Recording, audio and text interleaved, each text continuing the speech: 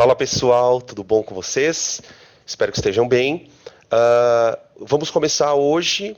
Vocês estão recebendo material, agora no final do dia, da segunda parte do estudo do eletromagnetismo. Tá? Ontem receberam a primeira parte, com toda a ideia inicial do conceito de magnetismo, a ideia do magnetismo intrínseco, né, de alguns corpos, como sendo uma propriedade associada a movimento de partículas com carga.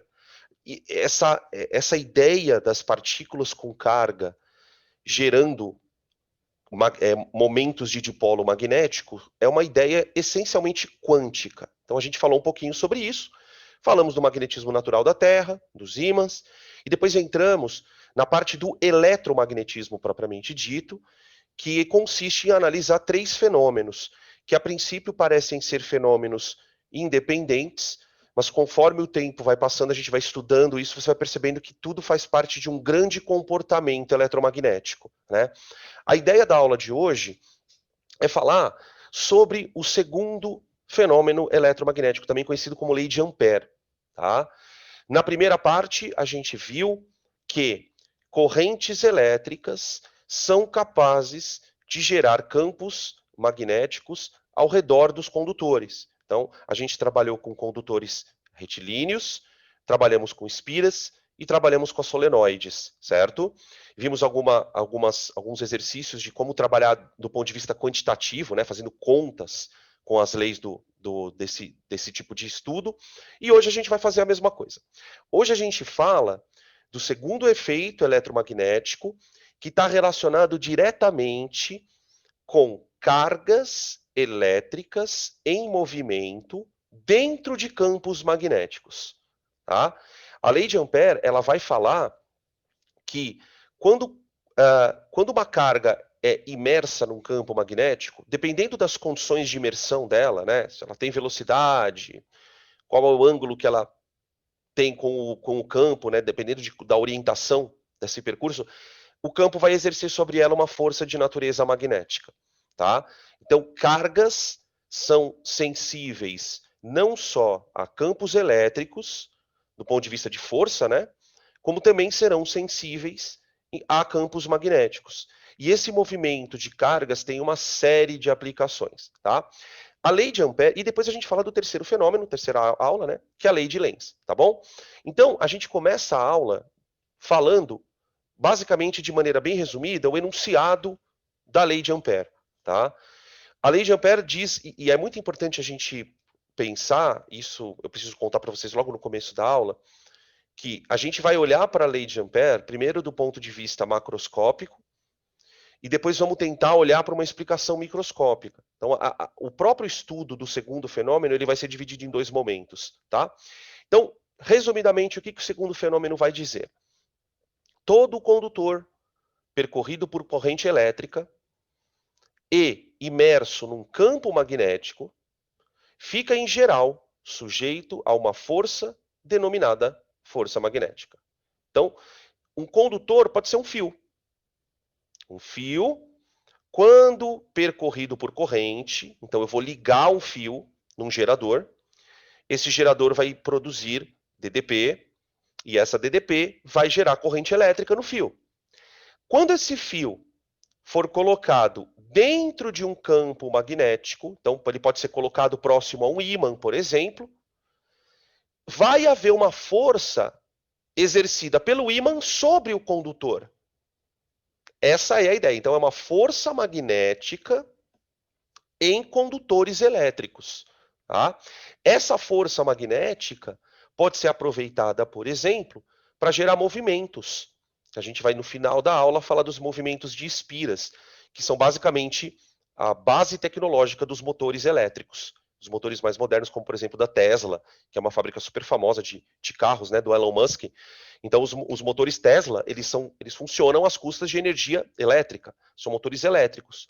E esses motores geram movimento a partir de movimentos de espiras. A gente vai comentar sobre isso. Então, o estudo da lei de Ampère ele é super importante em termos tecnológicos. Tá? Na escala microscópica, a gente também tem efeitos bem interessantes da lei de Ampère quando você pensa, por exemplo, nas televisões mais antigas, né? Nas televisões mais antigas, elas funcionavam a partir de que tecnologia? Você tinha um tubo, que na verdade era um tubo de elétrons, que a gente chama de tubo de raios catódicos lá na química, não é? Esse tubo dispara um feixe de elétrons. Essas partículas, elétrons, quando entram num campo magnético, sofrem deflexões. E essas deflexões fazem com que elas colidam na tela, gerando a imagem. Isso as televisões mais antigas, né? Não as televisões de LED. Então, para quem trabalha com pesquisa de física de ponta, aceleradores de partículas, as questões eletromagnéticas relacionadas à força, elas são extremamente importantes. O vestibular tem sempre um espacinho reservado para uma questãozinha de Habib MV1 Kib, Bioseno Teta, que é o que a gente vai abordar basicamente na aula de hoje, ok? Então, vamos começar contando como é que o Ampère percebeu isso. De que maneira o Ampère chegou a essa conclusão? Tá? Então, a gente começa mostrando aqui uma simulação de duas situações feitas ou executadas no experimento que deu origem a essa lei. Tá? Então, veja, aqui na primeira situação, eu tenho duas baterias, cada bateria conectada a um fio condutor, ok? A gente está imaginando um fio condutor com resistência bem pequenininha, tá? Coloquei ele ali para funcionar. O que acontece? Aqui na primeira situação, a bateria, veja que a gente está trabalhando com a corrente convencional, saindo do polo positivo, percorrendo o fio e entrando no polo negativo. O fio 2 foi posicionado de tal maneira em relação ao fio 1, de que esse segmento reto do fio está sendo percorrido por uma corrente que tem a mesma direção e o mesmo sentido. Então, as correntes estão indo da esquerda para a direita. O que o Ampère percebeu nessa situação? Que quando as correntes percorriam os fios na mesma direção e sentido, havia uma força de atração surgia entre eles. Uma força de atração. Uma espécie de ação e reação, tá? O fio 1 atrai o fio 2 e o fio 2 atrai o fio 1, tá? A segunda foto, ela ilustra uma segunda situação. Os fios foram colocados de tal maneira em que as correntes que passam nas partes retas desses fios estão na mesma direção, porém em sentidos opostos. Nesse caso, o Ampère percebeu que haveria uma força de repulsão. Tá? Então, numa primeira análise, a gente vai perceber que, e aí é uma questão de quebra-cabeça, tá? Você tem que juntar as peças. A gente viu na aula passada que quando uma corrente passa num fio, ela cria em torno dele um campo magnético. Então, por exemplo, este fio aqui, ó, ele está sendo percorrido por uma corrente. Então, em volta dele, você tem campo. E o campo é dado pela regra da mão direita. Regra da mão direita. Tá? Então, por exemplo, para a gente treinar a aula passada, pela regra da mão direita, o campo ele deveria, aqui em cima, sair e aqui entrar. Concorda? Esse seria o campo gerado pela corrente 1. O fio 2 também gera um campo, porque ele está percorrido por uma corrente. Tá? Pela regra da mão esquerda, aqui, pela regra da mão direita, perdão, o campo aqui gerado pelo fio 2 entra. Né? Se você aplicar a regra da mão esquerda, você vai perceber que na parte de baixo, você vai bater com os dedos na tela. E aqui sai. B2. Tá? O que parece que vai ficando claro? O próprio campo gerado por um fio exerce força no fio de baixo. Por exemplo, o campo gerado pelo fio 1 vai exercer força magnética no fio 2.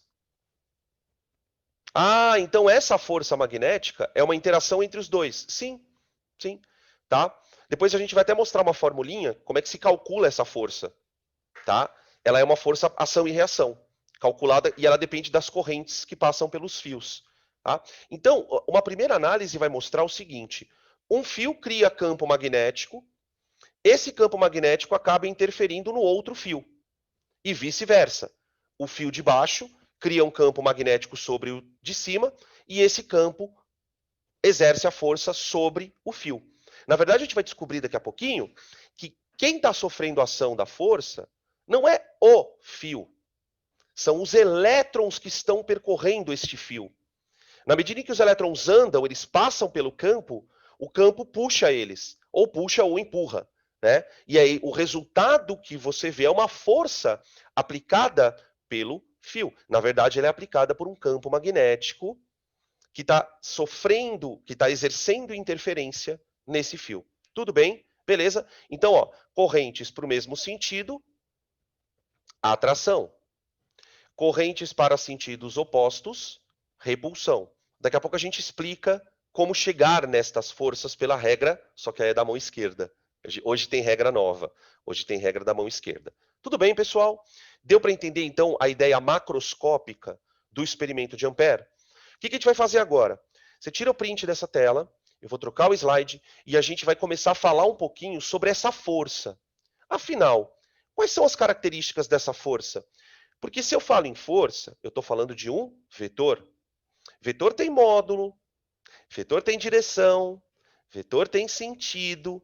Então a gente precisa caracterizar esta força magnética que surge nos condutores. Tudo bem, pessoal? Então tira print para a gente seguir para o próximo slide.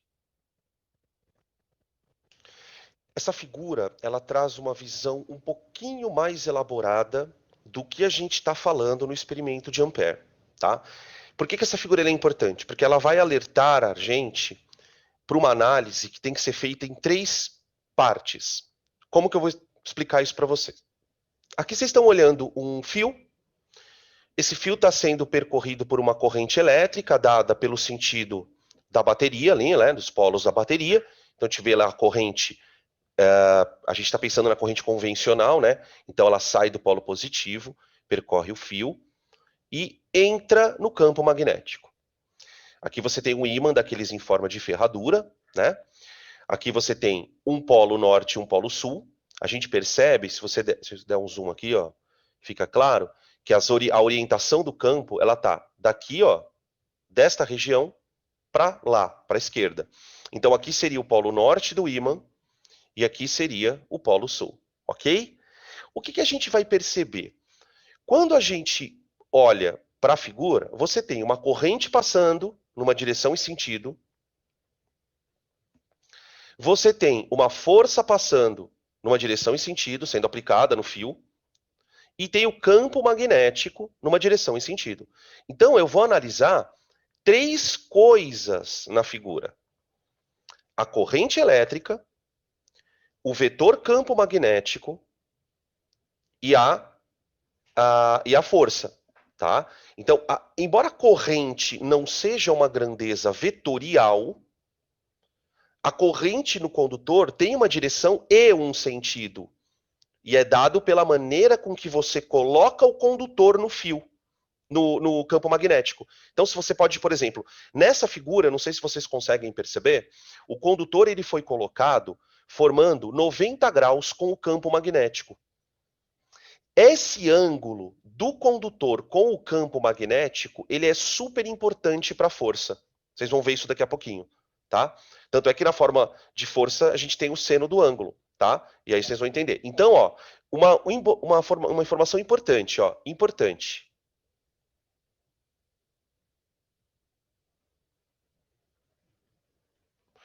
Análise da direção e sentido de 3 coisas. Sempre que você for fazer um problema envolvendo condutores retilíneos, com forças, essas coisas todas, primeira coisa, analise a direção e sentido do vetor campo magnético, vetor indução magnética,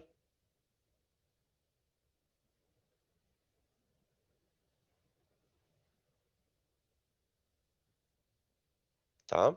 Que é o vetor B. Você vai analisar também o vetor força. Nós vamos perceber que essa força ela tem algumas características particulares. Essa força, ela pode ser chamada de força magnética induzida, não é mesmo? Justamente porque ela foi provocada pela existência de um campo magnético externo, né? Se não tivesse aquele campo magnético externo, você não teria essa força, ok? E a corrente elétrica. Corrente elétrica.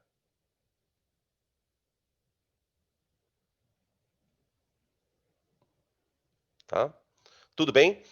Então, o nosso objetivo é entender que o vetor força terá um valor, terá uma direção e sentido, mas para analisar essas informações, eu preciso analisar também a direção e sentido do vetor campo magnético e a direção e sentido da nossa corrente. Tudo bem? Vamos começar então a trabalhar com essa tal força magnética. Vamos colocar aqui, ó. Aqui você tem um desenho da situação, uma situação mais genérica. Então você tem aqui um fio, tá? Nota que eu conheço o comprimento do fio, tá? Daqui a pouco a gente vai falar um pouquinho sobre o porquê que o comprimento é importante, tá? E veja que o fio foi colocado dentro de uma região de um campo magnético. Aí a gente até pode fazer um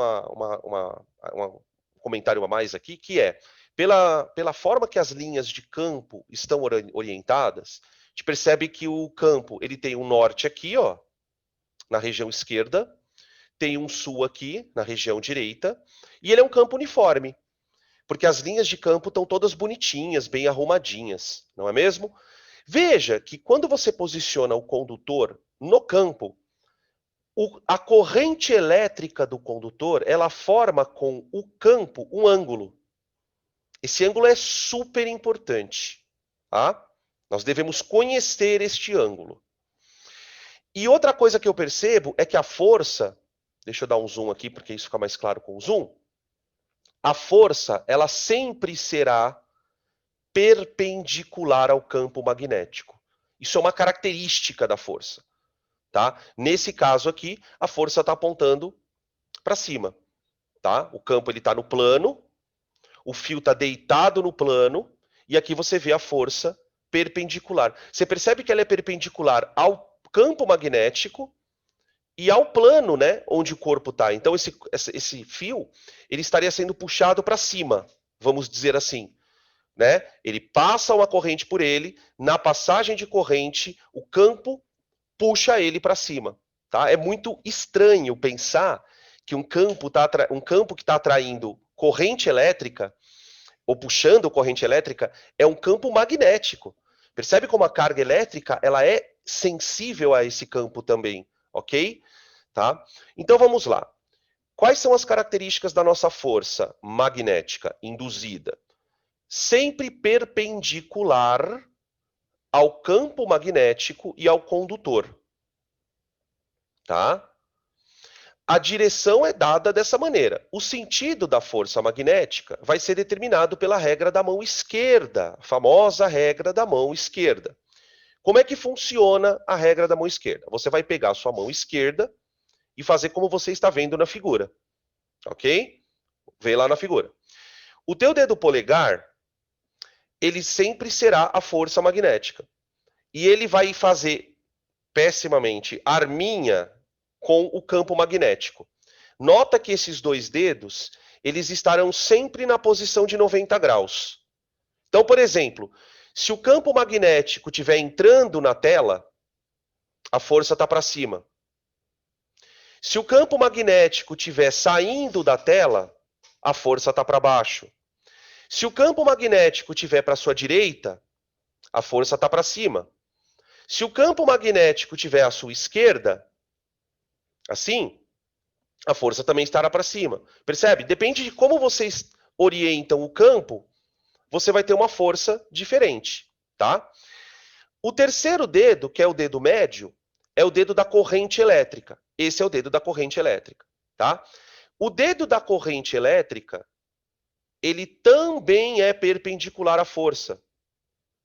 Tá? Ele também é perpendicular à força. Então, você tem aqui a força do polegar, o campo magnético, que é o dedo indicador, esses dois fazendo sempre 90 graus, e a corrente também fazendo 90 graus com a força.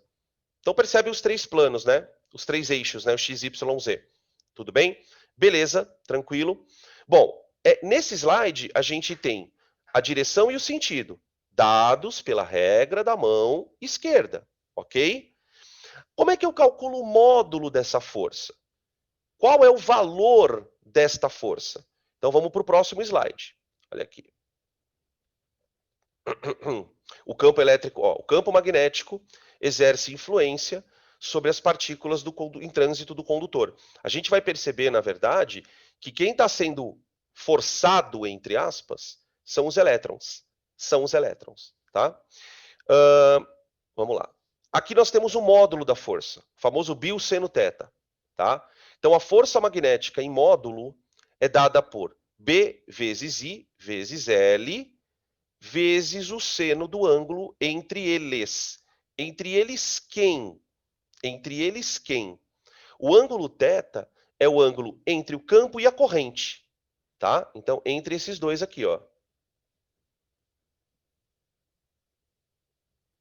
Entre esses dois. Tá? Esse é o ângulo θ. No sistema internacional, né, gente? O B é dado em Tesla. O I é dado em ampere. O L é o comprimento do fio. Ele é dado em metros. O seno é um valor que não tem unidade. E a força, então, é dada em Newton. Quer dizer, Newton também é Tesla vezes ampere vezes metro. Olha que bizarro. Tesla vezes ampere vezes metro. E é uma unidade para o Newton também. Tá? Outra coisa que eu queria comentar é em que situações não há força. Então, ó, situações nas quais F igual a zero. Então, o que faria o F ser zero? Primeira coisa, não ter campo magnético. Quer dizer, se você pegar um fio, fizer esse fio passar corrente elétrica, mas não tiver dentro de um campo, não tem força. Outra coisa que fará a força ser zero, não ter corrente. Quer dizer, se não tiver movimento de carga, preste muita atenção nesta parte, por favor. Se a carga, porque pensa, o condutor, ele tem elétron. Ele tem elétron. Mas se o elétron não estiver andando, não tem força. O campo magnético ele é um campo muito estranho, porque ele não atua numa carga pura e simplesmente. Essa carga precisa estar andando no campo para ela sofrer ação. Então, quer dizer, se não tem corrente, significa que as cargas não estão andando. Se não está andando carga, não tem força. Ou então, o seno de θ vale zero. Ou então, o seno de θ igual a zero. Quais seriam os valores de θ para seno zero? O seno zero se encontra com θ 0 graus ou com o θ 180 graus. Seno de zero e seno de 180. Por que essa informação é importante, gente? Porque o fato do θ assumir alguns valores cujo seno é zero, faz com que a gente perceba que, para ter força, também tem um jeito especial para você colocar o condutor. Por exemplo, imaginem um campo magnético orientado assim, ó. Esse aqui é o campo magnético. Tá bom? Aí eu vou lá, pego um condutor retilíneo. Vamos colocar um condutor retilíneo aqui, ó. Só que eu vou colocar o condutor desse jeito aqui, ó.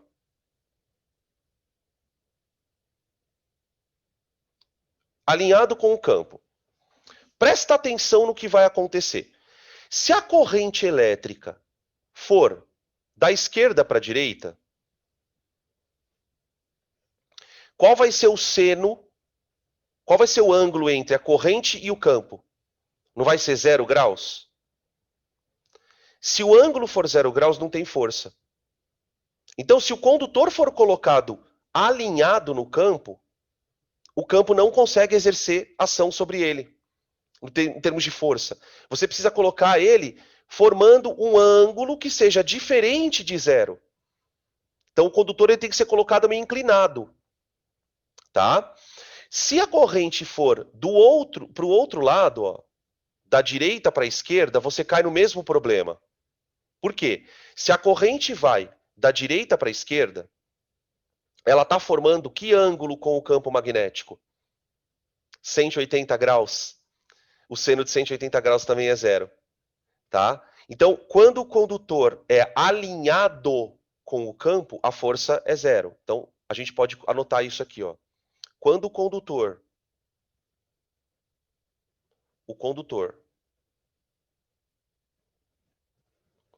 é posicionado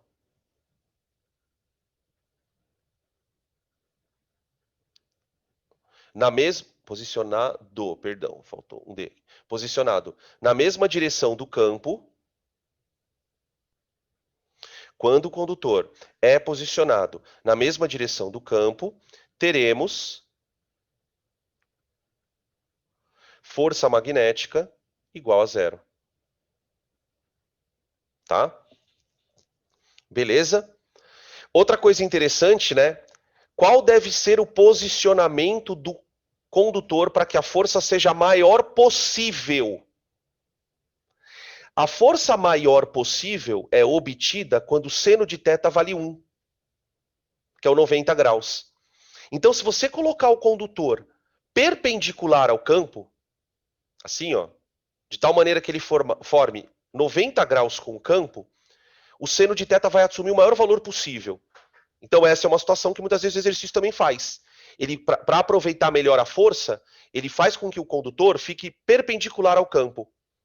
E aí a gente consegue determinar uma força de maior intensidade, tá? Nos exercícios a gente vai usar as regras de mão direita, tal, de mão esquerda, perdão, para poder fazer um pouquinho essa ideia das forças nos condutores. Tudo bem, gente? Deu para entender? Eu quero que vocês tirem print dessa tela, porque nas próximas duas telas, o que a gente vai fazer? Eu vou voltar ao experimento do Ampère e tentar explicar aquela história dos fios se atraírem ou se repelirem pela regra da mão esquerda. Vamos ver como que esta regra da mão esquerda ajuda a entender o resultado que o Ampère observou no experimento, né? Por que correntes com a mesma direção e sentido nos fios fariam eles se atraírem? Por que correntes em sentidos opostos fariam os fios se repelirem? Tá? Então a gente vai fazer isso nas próximas duas telas, tá? Nos próximos 2 slides, beleza? Então vamos lá, gente.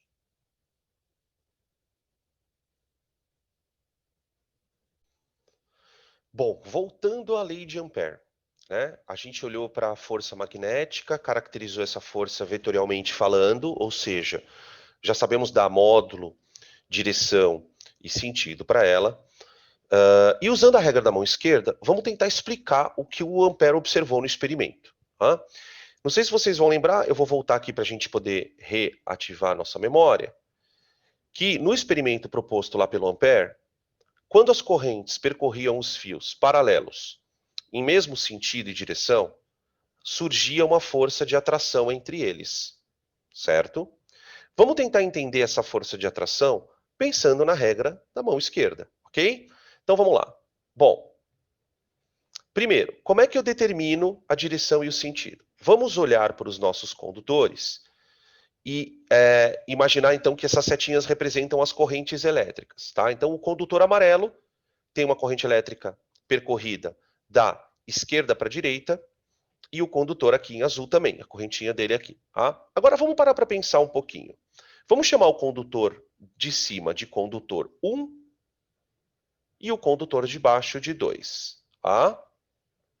As correntes não precisam ser iguais, tá? As correntes podem ser diferentes. Daqui a pouco eu falo sobre o módulo. Nesse caso aqui, vamos aplicar a regra da mão esquerda para os condutores. Primeiro, pela regra da mão direita, Pegue o seu polegar, coloque o seu polegar apontando para a sua direita e imagine você abraçando o fio de cima, o fio amarelo, o condutor amarelinho, tá? Se você olhar, aplicar a regra da mão direita para o condutor amarelo, você vai perceber que no condutor azul, o condutor amarelo ele vai criar um campo magnético entrando aqui, ó. Esse campo magnético é gerado pelo condutor 1 no 2. Ok? Tá? Agora, já pensando na regra da mão direita para o condutor de baixo, o que a gente vai perceber? Se você apontar o seu polegar para a direita e abraçar o fio de baixo, o fio que está em azul, você vai perceber que lá em cima, no amarelo, os seus dedos vão sair da tela. Então, o condutor 2 cria um campo magnético saindo do papel aqui em cima.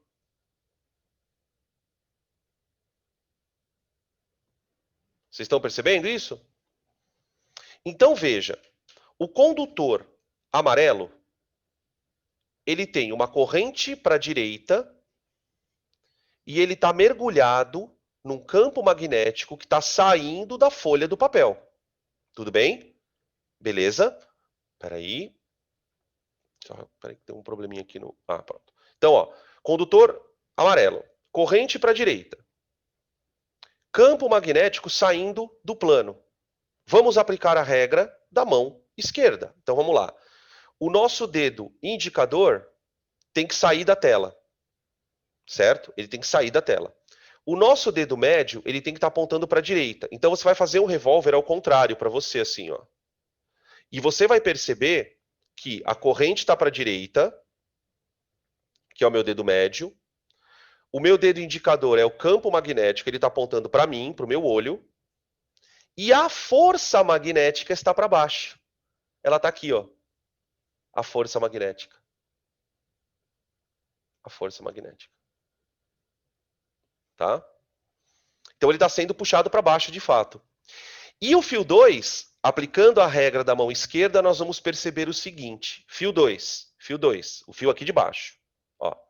Corrente é o dedo médio. Ele tem que estar para a direita, para a sua direita. O campo magnético tem que entrar na tela. Tem que entrar. Então, você vai fazer um revólver assim para a tela. Deixar o teu dedo médio para a direita e apontar o dedo indicador para a tela. Quando você fizer isso, você vai perceber que a força, que é o polegar, está apontando para cima.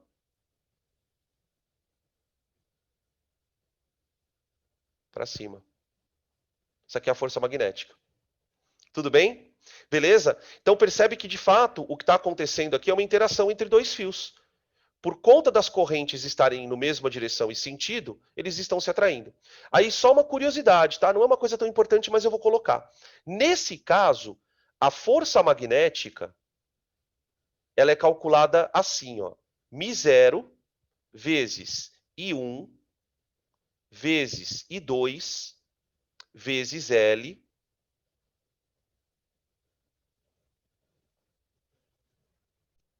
dividido... Opa, peraí. Dividido por 2πd. Tá? Essa fórmula, ela mostra pra gente que a força magnética que surge ali é resultado de uma interação entre os campos. Tanto é que ela é a mesma para os dois, é uma ação e reação. Tá? Ela vale o produto das duas correntes, né? Então, quer dizer, mesmo que os dois fios tenham correntes diferentes, não tem problema, você consegue calcular. O L seria o comprimento dos fios. Então, quanto maior for a área de contato, né? Quanto maior for o contato entre os fios, quanto maior o comprimento deles, mais contato eles terão, maior vai ser a força magnética, tá? Sobre 2πd. πd, na verdade, o d é a distância entre os dois fios. Essa distância aqui, ó. Tá? Isso seria a lei de Ampère para a interação entre os dois fios. Agora, para a gente o que importa aqui, pessoal, é estabelecer mesmo a ideia de força de atração. Tudo bem? Então, isso explicado, vamos para o segundo caso, que é a força de repulsão quando as correntes estão em sentidos opostos. Então, a gente vai tentar determinar essa força de repulsão também a partir da regra da mão esquerda, tá bom? Então, vamos lá. Vamos para o segundo caso.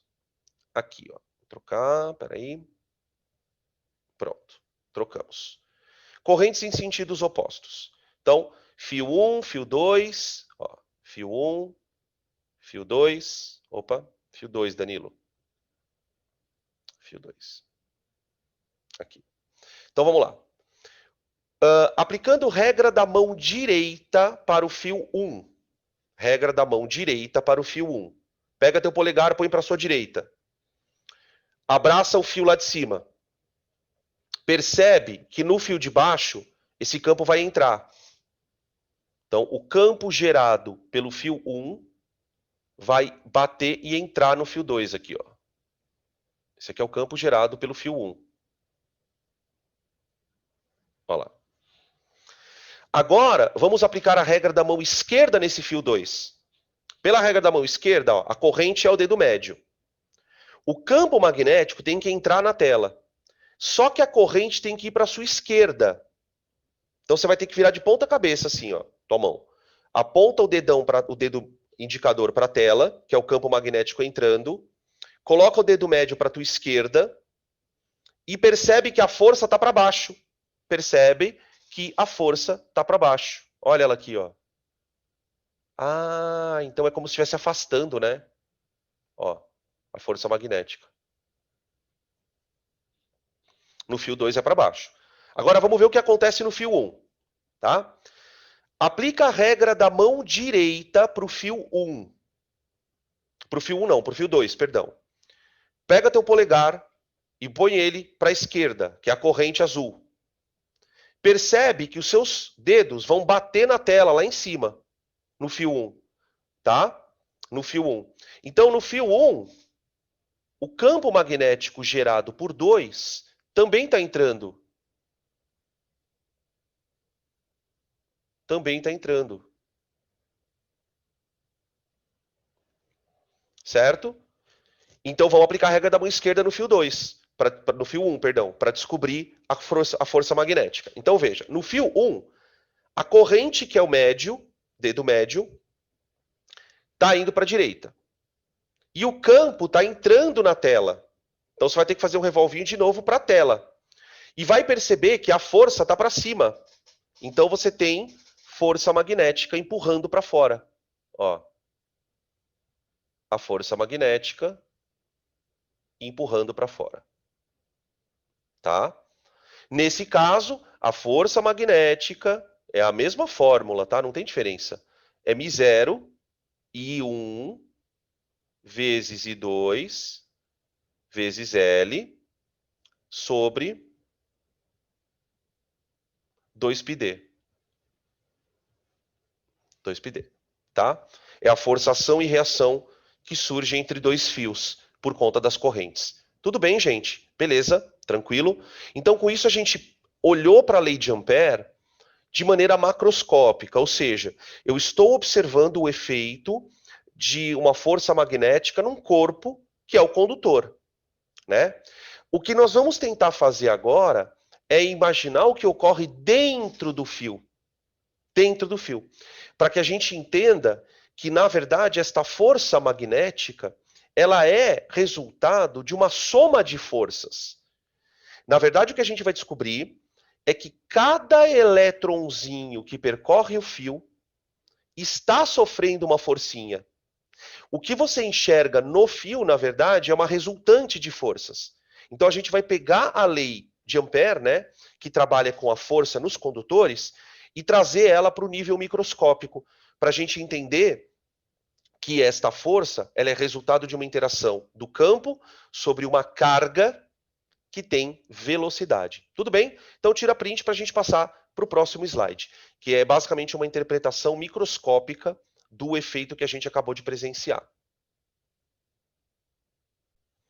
Bom, para a gente fazer essa interpretação microscópica, vamos retomar a análise da fórmula do tal do bioseno θ. né? Pela fórmula do Bill seno θ, aqui faltou um θ, peraí, antes que eu não complete aqui, né? Θ, pronto.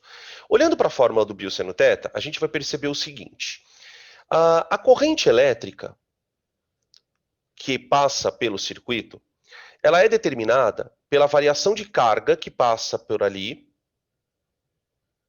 dividido pelo tempo, né? Vamos até lembrar que pelo sistema internacional, o ampere, ele nada mais é do que o coulomb por segundo. Então, tenta imaginar que pela secção transversal do fio, passam vários elétrons a cada segundo. Quanto mais elétrons por segundo percorrerem esse fio, maior vai ser a corrente elétrica. E nós sabemos que a carga que está passando ali, ela pode ser escrita, o ΔQ, por N vezes a carga elementar. Certo? A gente está trabalhando com uma corrente associada a movimento de elétrons. Então, essa carga elementar a gente sabe quanto vale. É a carga de um elétron. Tá? Então, a gente pode pegar todas essas informações e substituir na fórmula do Bill seno θ. Então, veja, a força magnética no fio, ela é dada por Bill, né? Então, B vezes. No lugar da corrente elétrica, eu vou colocar N vezes a carga dividido pelo ΔT. Isso vezes L vezes o seno de θ. Certo? Agora, gente, para pensar comigo aqui. O L é o comprimento do fio. Certo? Dado em metros. O tempo é dado em segundos. Então, você concorda que o comprimento do fio dividido pelo tempo, eu posso enxergar como sendo a velocidade das partículas? A velocidade, né? L sobre ΔT é igual à velocidade da partícula. Portanto, a força magnética no fio, ela é igual a N vezes a carga, vezes a velocidade, vezes o B, vezes o seno de θ. Veja que coisa interessante. A força magnética no fio é resultado de uma força que age em N partículas. N partículas. Quanto mais partículas passarem no fio, maior vai ser a força. O que isso quer dizer na prática? Se você pegar esse termo da fórmula, ó, QVB seno θ, o que seria QVB seno θ? Isso aqui seria a força magnética. Opa. Força magnética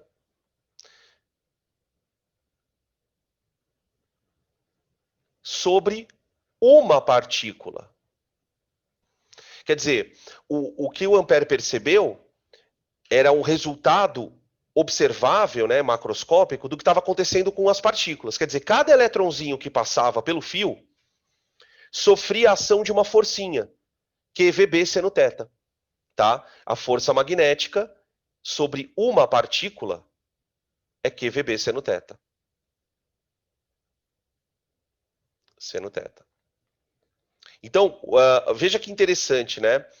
Quando a lei de Ampère fala que o ângulo entre o condutor e o campo tem que ser conhecido, né? Quando a lei de Ampère fala que o ângulo entre o condutor influencia o campo, o ângulo entre o condutor e o campo influencia na força, na verdade o que ele está querendo dizer é que o que importa é a velocidade da partícula e o ângulo que essa velocidade faz com o campo, tá? Então, o θ, nesse caso, ele se refere ao ângulo entre a velocidade e o campo. Então, se a partícula entrar perpendicularmente ao campo, acontece uma coisa. Se a partícula entrar formando 30 graus com o campo, acontece outra coisa.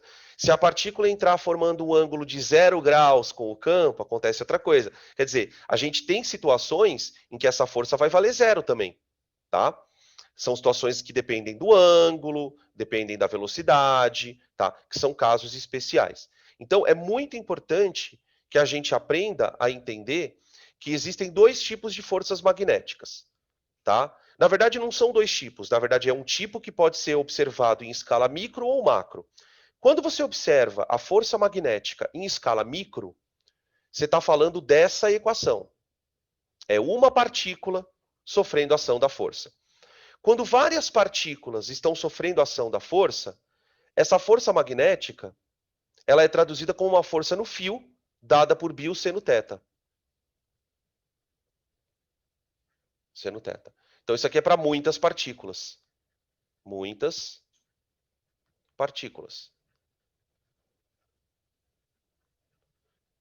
Especificamente, então, para condutores, né? E aqui é para uma partícula só. Tudo bem? Beleza? Tranquilo? Bom, o que a gente precisa tomar cuidado em relação a essa força sobre uma partícula elétrica? Essa força tem módulo, direção e sentido. O módulo eu já sei calcular. O módulo é QVB seno θ. Agora, e a direção e o sentido? Temos regra da mão esquerda de novo, né? Então, vamos trocar aqui o slide para a gente mostrar como funciona a regra da mão esquerda para forças de natureza magnética para uma partícula só, tá? Então, vamos lá. Peraí, deixa eu trocar aqui. Pronto. Aqui você tem a fórmula do QVB seno θ, tá? E veja que a regra da mão esquerda, ela vai ter uma substituição apenas, né? No condutor, o que era o dedo médio? O dedo médio era a corrente, certo? Então, você tinha força, campo magnético e corrente. Agora você tem força, campo magnético e velocidade. Pronto. Troca corrente por velocidade. Até porque, gente, eu não sei se vocês perceberam, na dedução da fórmula, a gente percebe que o termo da velocidade, ele surge a partir do termo da corrente. Então, faz sentido você trocar na regra da mão esquerda o termo I pelo termo V. Pronto, trocou, tá? Beleza. Só tem um outro problema. Esse problema é um problema mais sério. Quando você trabalha num condutor, o que você calcula a força magnética a partir da corrente elétrica, certo? Corrente elétrica não tem sinal. Positivo ou negativo, ela é com a corrente elétrica. O nosso problema aqui é que quando você analisa o movimento de uma carga isoladamente, esta carga pode ser positiva ou negativa. Quando você olha para a fórmula aqui, você está vendo o módulo da carga, que vai te dar o módulo da força. Só que, uma coisa importante, ó, importante. O sinal da carga pode alterar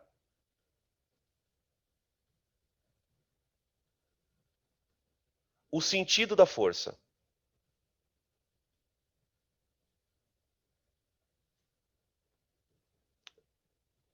Veja que eu não escrevi direção. A força, gente, ela é sempre perpendicular ao campo magnético. Tá? Acontece o seguinte, dá uma olhada nesse slide aqui. Ó. Aqui você tem uma situação em que você tem uma carga positiva, tá? Ela está imersa num campo magnético e tem uma velocidade. Tá? Pela regra da mão esquerda, se você olhar para o nosso desenho, o campo magnético ele está para a direita, a força, a velocidade estaria meio que saindo do plano e, consequentemente, a nossa força está para cima. Então, veja que numa carga positiva, eu estou usando a regra da mão direita do jeito que ela é. Agora, olha o problema. Se a carga for negativa, como ela tem um sinal de menos, ela vai influenciar no sentido da força. Então, você vai usar a regra da mão esquerda para a carga negativa e vai obter o valor vai obter a força. Então, pelo que você está vendo aqui na tela, na minha mão, a força deveria estar para cima. Quando a carga é negativa, você inverte o sentido da força. Então, ó, qual é a informação importante também? Atenção.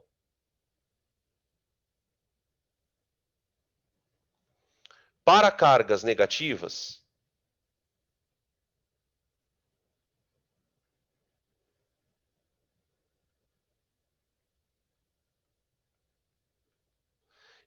inverter o sentido da força. Então, se você chegar na força para cima, inverte para baixo. O sentido da força magnética, obtido pela regra da mão esquerda. Obtido pela regra da mão esquerda.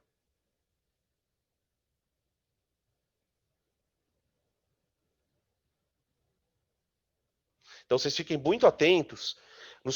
E eu vou contar uma coisa para vocês, tá? De todo o eletromag, o ponto que mais cai é esse. Força magnética que incide sobre uma partícula. Dá para criar questões de força centrípeta, dá para criar questões de movimento uniformemente variado. Você tem uma porrada de situações que podem ser exploradas a partir desse tipo de evento. Uma carga isolada imersa num campo magnético, tá? Tudo bem? Não esqueçam, então, regra da mão esquerda vale para o Bill seno θ, vale para o QVB seno θ. Cuidado que para o QVB seno θ, se a carga for negativa, você tem que fazer a regra da mão esquerda e no final inverter só o sentido da força, não a direção. Ela continua sendo perpendicular ao campo, só que com o sentido invertido se ela for negativa a carga. Tudo bem? Tranquilo. Outra coisa, e aí a gente já vai caminhando para o encerramento da teoria, é o tal do θ. Da mesma forma que no Bill seno θ, o θ ali vai influenciar a força, aqui no QVB seno θ, você tem situações especiais para θs diferentes. Então, o que a gente vai fazer agora, nesse encerramento, é pegar a fórmula do QVB seno θ e discutir algumas particularidades, tipo, quando é que essa força é máxima? Quando é que essa força é zero? Que tipo de movimentos eu posso descrever a partir dali? Tá? Porque aí a gente começa a trazer à discussão as leis de Newton. Né? Se eu estou analisando a força magnética incidente sobre uma partícula, nada mais justo do que a gente trabalhar com as equações de Newton. Né? Segundo a lei de Newton, princípio fundamental da dinâmica, ação e reação, inércias, enfim. Então, o que a gente vai fazer agora é abrir o QVB seno θ para algumas discussões de caso. Tudo bem? E aí, encerrando a parte da teoria com esses casos, aí o próximo vídeo vem os exercícios de sala. Tá? Onde a gente vai discutir tanto as questões do Bill seno θ como a do QVB. Tudo bem? Então podem tirar print aqui dessa tela para a gente passar para a discussão de casos no encerramento, então, da teoria.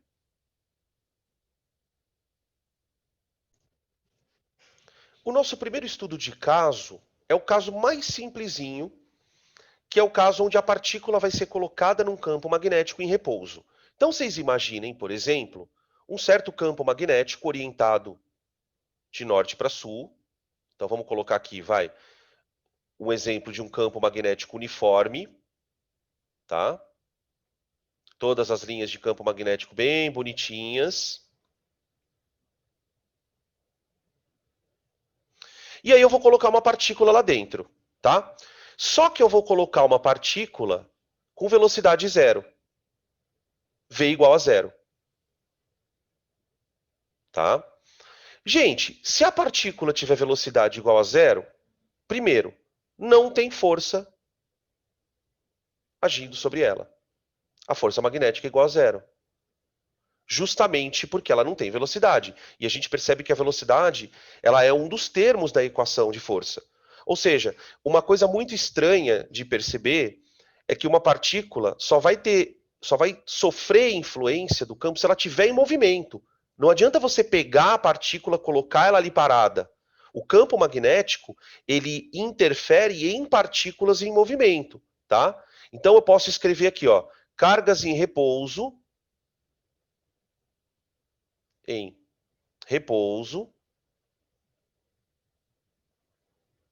não sofrem influência de campos magnéticos.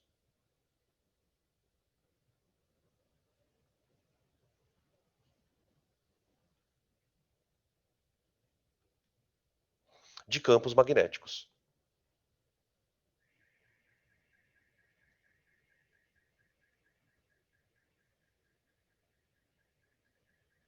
Tranquilo? Belezinha. Tá, então vimos uma situação em que a força magnética é zero. Isso a depender da velocidade. Outra coisa que pode fazer essa força magnética ser zero é o ângulo ser um valor, tal que o seno seja zero, certo? Então vamos para uma outra situação. Olha só. Partícula colocada num campo magnético com uma velocidade constante, só que agora ela está com ângulo θ ou 180. Veja que no nosso desenho, o ângulo 0 grau seria o ângulo em que a partícula é lançada a favor do campo. A favor do campo. Então o campo está na horizontal, da esquerda para a direita, ela é lançada da esquerda para a direita. Nessa situação, o θ vale zero. Portanto, o seno de θ também vale zero.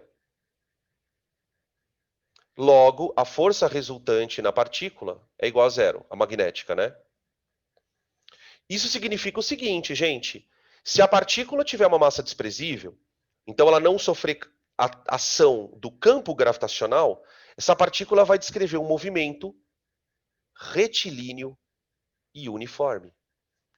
Porque ela não tem força agindo nela. Ela vai embora por inércia. O campo não consegue fazer trabalho nela nessa situação. Para o campo poder acelerar a partícula ou curvar a partícula, ele não pode estar com ângulo zero com a velocidade. Tudo bem? De maneira análoga, você tem a partícula aqui de baixo, também com força resultante zero. Só que nesse caso, porque ela foi lançada contra o campo. Contra o campo. Então eu tenho um ângulo de 180 graus entre o campo e a velocidade. Veja, a velocidade ela tá para a esquerda. Tá para a esquerda. O campo tá para a direita. Então o ângulo é 180 graus. Nesse caso, o seno de 180 graus também é zero. Opa, seno de θ é zero. Portanto, a força magnética também é zero. Então a partícula está em movimento retilíneo. Veja que as duas partículas estão em movimento retilíneo porque elas já tinham velocidade. Elas foram colocadas no campo com velocidade. Então a força não existe, não é porque elas estão em repouso, mas é por causa do ângulo. Então o que vai fazer o campo ser zero ou não é inevitavelmente a força, né? Perdão. A força magnética ser zero ou não é inevitavelmente a presença de velocidade e um ângulo que seja favorável para aquilo. Tudo bem? Então, vimos partícula em repouso, vimos partícula em movimento com ângulos específicos de 0 e 180, e agora a gente vai passar para o caso que certamente é o mais famoso de todos, porque ele faz uma conexão com os movimentos circulares lá da dinâmica. Tá? Esse caso que eu vou mostrar para vocês agora é o caso onde você vai lançar uma partícula no campo, ela tem velocidade, sim, e o ângulo que ela vai formar com o campo é de 90 graus. Quando o ângulo é um ângulo de 90 graus, a gente vai ter um desenrolar do assunto. Tudo bem? Então, tira print dessa segunda parte dos casos, que a gente vai para o estudo de caso número 3, que é o lançamento da partícula perpendicular ao campo magnético. Tá bom? Então, vamos lá. Esse é o nosso terceiro caso que eu falei para vocês agora há pouco, que é bem importante. Tá? Esse caso é um caso onde eu vou pegar uma partícula, colocar essa partícula dentro de um campo magnético, só que de tal maneira que a velocidade vai formar com o campo magnético, um ângulo de 90 graus. Então, vamos imaginar uma situação onde isso seria possível. Faz de conta, então, que o plano da sua tela aí do seu celular, do seu monitor, tem campo magnético entrando. Então imaginem que o campo magnético nessa região ele está entrando.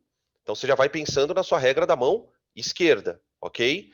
Se o campo magnético está entrando, você vai apontar o teu dedo indicador para a tela, ok?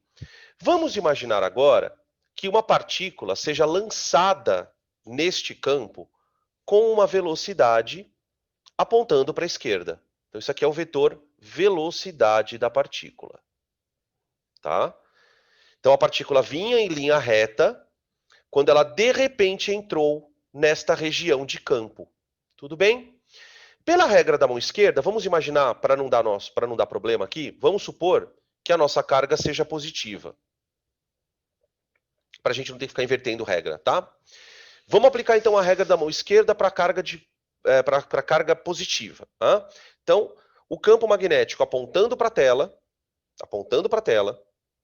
a velocidade apontando para a tua esquerda, então você vai ter que virar a mão, o revólver vai vir de ponta cabeça. O que isso significa? Que nessa situação, a força elétrica, a força magnética, ela vai estar apontando para baixo. Ela vai estar apontando para baixo. Isso aqui é a força magnética. Tudo bem? Opa. Só que acontece o seguinte, gente. Percebe que essa força magnética, ela não está atuando no mesmo eixo de deslocamento. Então, ela é uma força perpendicular ao deslocamento. Então, nessa situação, a primeira coisa que a gente já vai perceber é que o seno de θ vale 1. Quer dizer, nessa situação, eu posso já dizer de cara que a força magnética assume o máximo valor possível.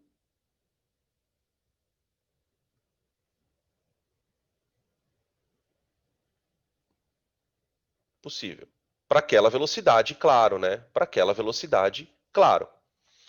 Só que uma outra coisa muito interessante é que, se esta força não está agindo no eixo x, essa partícula ela vai começar a descrever uma trajetória curva.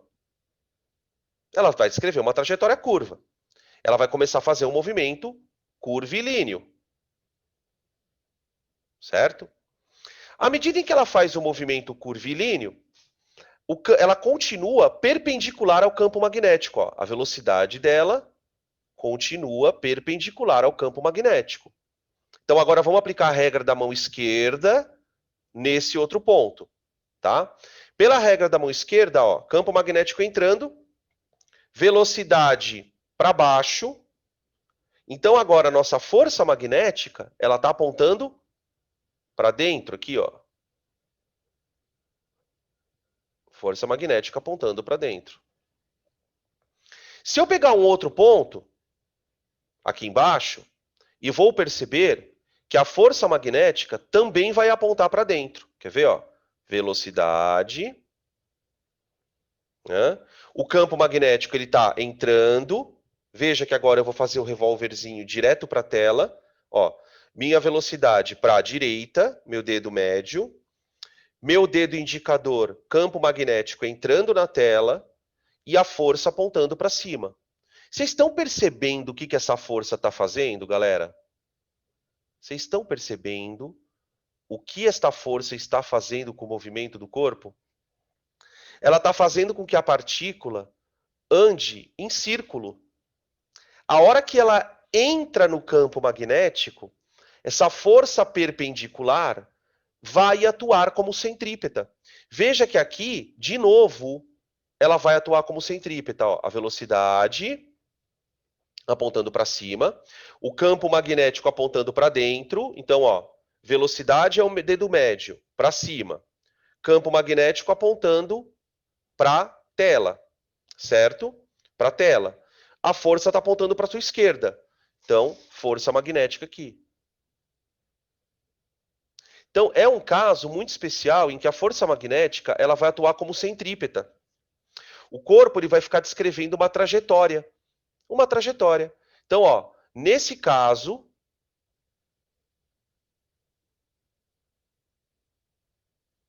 a força magnética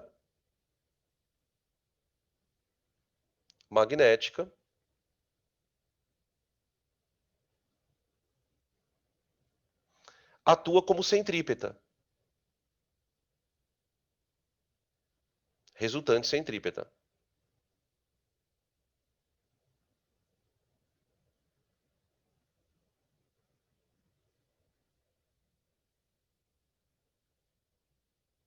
Tá? Beleza? Então significa, por exemplo, que o movimento do corpo é um movimento circular e uniforme. Posso dizer que, nesse caso, o trabalho da força magnética é zero. Lembra que a gente discutiu muito isso na aula de trabalho, né? Tem forças que não fazem necessariamente trabalho. Quando? Quando o ângulo entre elas e o deslocamento é 90 graus. Então é um caso em que a força centrípeta não está fazendo o trabalho no corpo, não vai acelerar o corpo. Ou melhor, vai acelerar do ponto de vista vetorial, né? Porque ele tem uma aceleração centrípeta, mas ele não vai ter variação de energia cinética, ele não tem variação de velocidade. Tudo bem? Beleza. Geralmente, quando cai questões desse caso, as perguntas elas são recorrentes, né? Uma das perguntas muito frequentes que aparece nessa situação é que a gente determine o raio dessa trajetória e o período desta trajetória, né? Então, para a gente encerrar esse terceiro caso, eu vou passar num slide para vocês duas deduções que eu acho bem interessantes para você estimular raciocínio, que é: como é que eu calculo o raio de uma trajetória circular num campo magnético? Então, o nosso raio vai sair em função do campo magnético.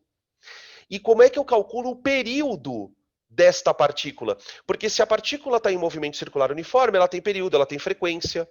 Então, a gente pode usar os conhecimentos de movimentos circulares, que a gente viu lá no começo do curso, para poder determinar essas duas formulinhas, tá? A fórmula do raio e a fórmula do período. Beleza? Então, tira print desse slide para a gente passar, então, para a próxima sequência. Vamos usar, então, essa figura já prontinha para a gente deduzir a expressão do raio da trajetória e do período.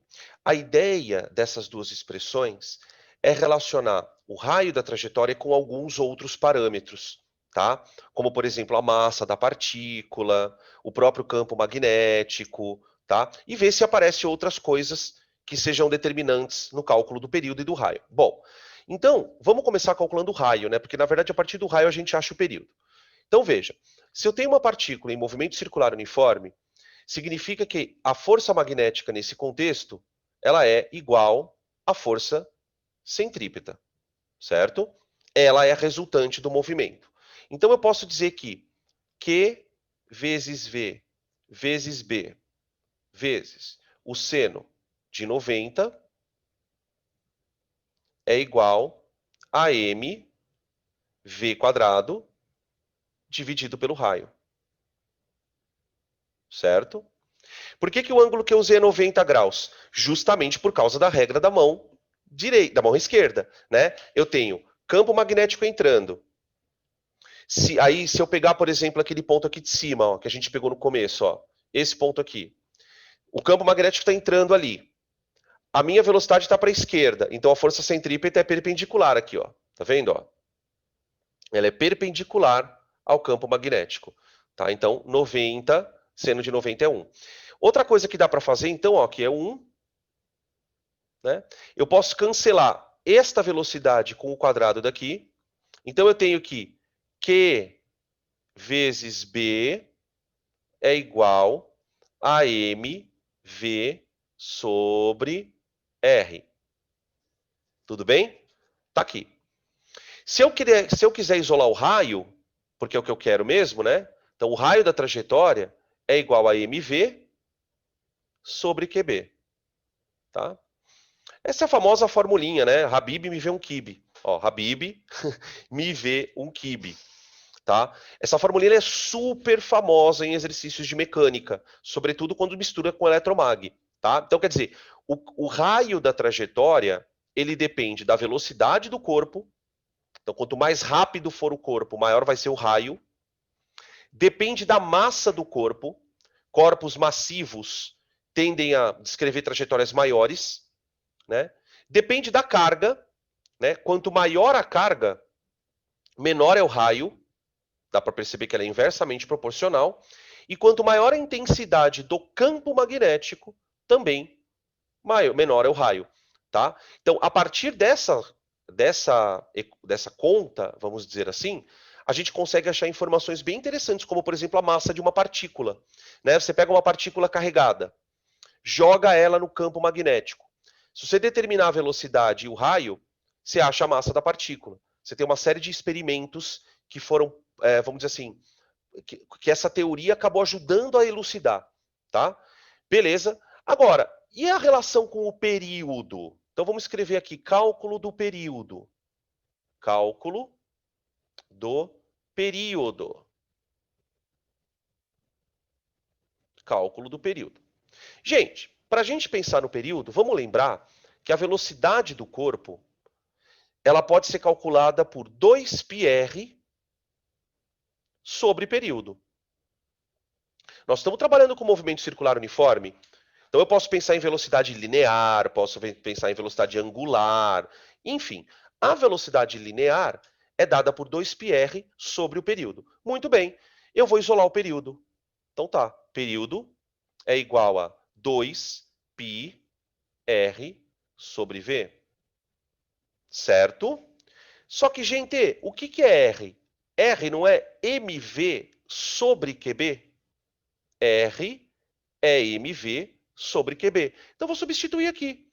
Então, portanto, o período da partícula de rotação é 2π sobre v vezes o R. O R eu vou colocar aqui, ó, mv sobre QB. O Habib me vê um kibe. Tudo bem. Cancelamos o V e descobrimos, no final das contas, que o período da partícula não depende da velocidade. Olha que louco. O período depende da massa, 2πm, sobre QB. E a carga e o campo. Olha que coisa bizarra, né? Ó, o período não depende da velocidade nesse caso.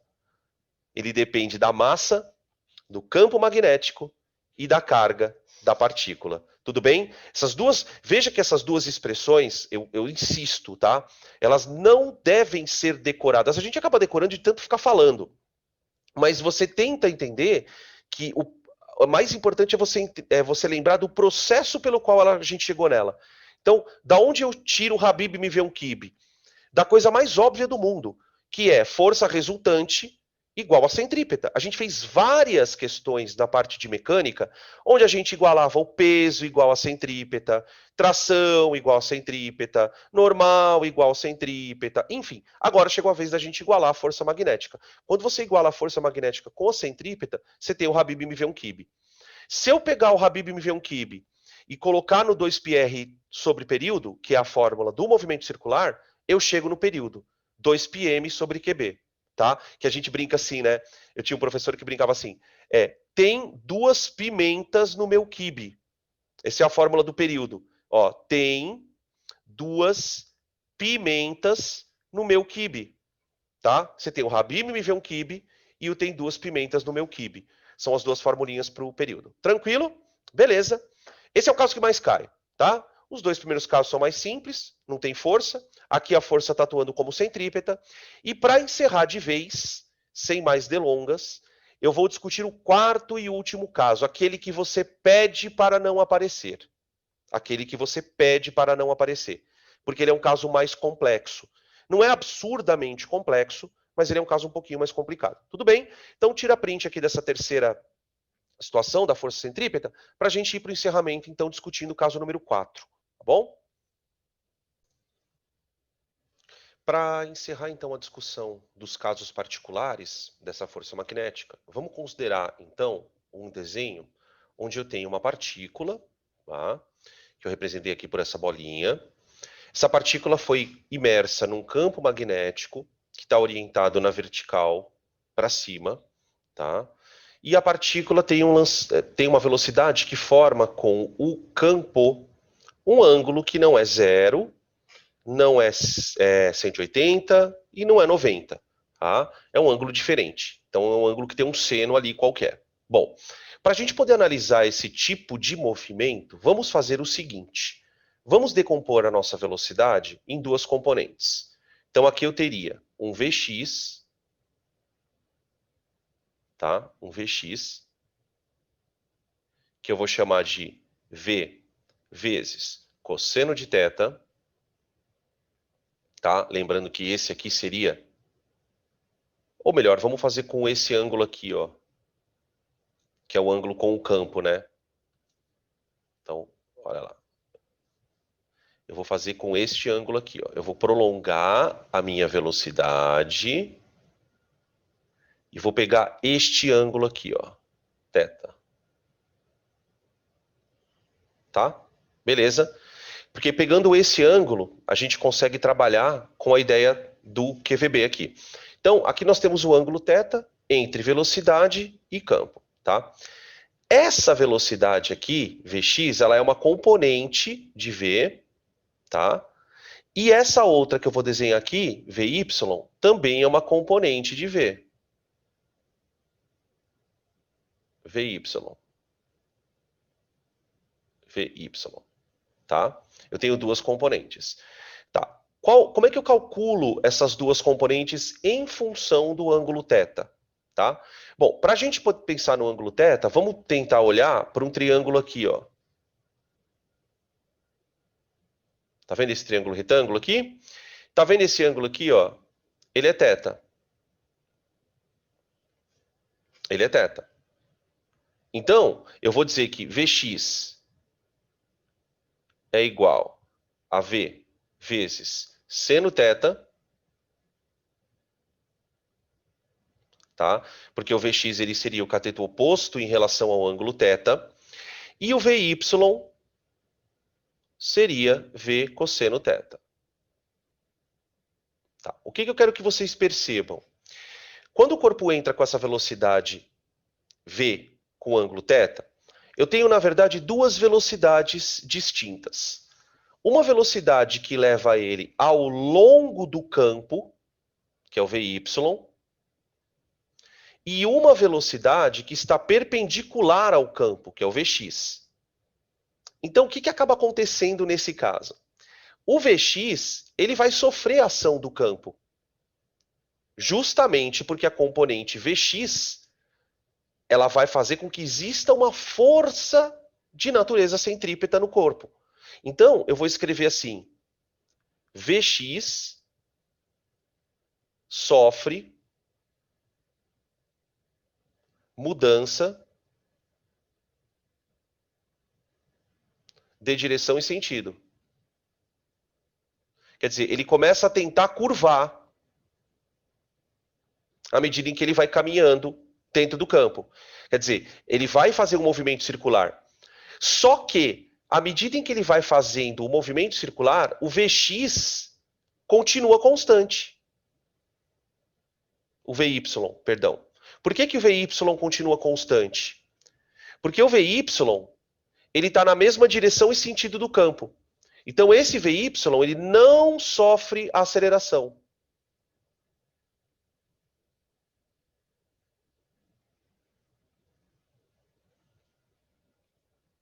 E isso é uma coisa meio estranha da gente pensar, né? Peraí, você está dizendo que uma velocidade vai mudar e a outra não? Sim, não sofre aceleração. Tá? A velocidade Vx, como ela vai ter uma força sempre perpendicular a ela, essa força, na verdade, vai atuar como centrípeta. Então, o corpo ele vai fazendo um movimento assim, ó. Ao mesmo tempo em que ele vai circulando, ele vai andando para cima. Ele vai circulando e andando para cima. Circulando e andando para cima. Quem é que leva ele nessa direção aqui, ó? O Vy. O Vy leva ele nessa direção. O Vx ele vai mudando de direção justamente para manter a trajetória circular. Então, o campo atua sobre o corpo, desenvolvendo uma combinação de movimento retilíneo uniforme. Então, no eixo X, você tem um movimento retilíneo e uniforme. No eixo X, não, no eixo Y, perdão. No eixo Y. Se eu pensar no eixo Y, é como se a partícula estivesse andando em linha reta com uma velocidade constante, tá? Vamos colocar só movimento uniforme, que fica mais bem definido, sem ser o retilíneo, porque tem a parte curva, né? No eixo X, aí você tem um movimento circular e uniforme, tá? Ele vai circulando, circulando, circulando, mas ao mesmo tempo vai subindo, circulando e subindo. Então, a combinação desses dois movimentos é chamado de movimento helicoidal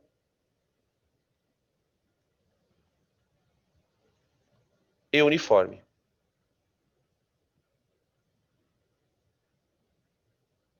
Tá? Movimento helicoidal e uniforme. Tá? Geralmente o exercício não pede nada que você nada muito complexo a respeito do cálculo. Tá? Aqui tem uma imagem no outro slide, que eu vou passar para vocês, que vai mostrar essa figura um pouquinho mais bem organizada. Tá? Veja só como é que fica na imagem. Aqui você tem o campo magnético orientado para cima. Aqui você tem uma velocidade com uma componente Vx. Veja que essa componente Vx ela é perpendicular ao campo. Então, ela vai mudando de direção, fazendo o corpo andar em círculos. O Vy não sofre ação nenhuma de força. Então, ele continua andando para cima, só que andando em círculos. Tá? Notem que entre duas hélices existe uma distância, que aqui está representada pelo P. Essa letra P, ela é chamada de passo da hélice. Passo da hélice. Em alguns exercícios mais complicados, ele pede para a gente calcular essa distância entre as duas hélices. Tá? É um caso mais detalhado, um caso um pouquinho mais complicado, mas dá para se fazer também. Beleza? Então, a gente tem θ0 e θ180, não tem força magnética. Quando θ é 90 graus, essa força magnética atua como centrípeta. Se o θ for um ângulo diferente desses que eu citei, você vai ter uma combinação de movimento circular em um dos eixos e movimento uniforme no outro. O resultante desses movimentos, ou a resultante desses movimentos, vai ser o movimento helicoidal e uniforme. Tudo bem? Beleza? Então, com isso, gente, nós encerramos a segunda parte, ou a parte que estuda, o segundo fenômeno eletromagnético, tá? Que é o fenômeno onde um condutor ele é sensibilizado, quando tem corrente elétrica passando por ele, ele é sensibilizado pela presença de um campo magnético. Vimos que isso ocorre em nível microscópico por conta das cargas que estão em movimento, é o QVB seno θ. E aí estudamos os casos particulares do QVB seno θ. Tranquilo? Fechou? Então a gente encerra a parte de teoria. O próximo vídeo que vocês vão receber já será o vídeo da parte de exercícios relativa ao segundo fenômeno. Então, vou pegar os exercícios dessa folhinha, vamos fazer caso a caso, discutir cada um deles, e aí a gente encerra essa segunda parte. Tudo bem, pessoal? Qualquer problema, entre em contato comigo. Tá? Se estiver faltando algum vídeo no canal, não estão achando alguma das aulas, entre em contato que eu mando para vocês tudo certinho. Beleza? Ó, grande beijo para vocês. Até mais.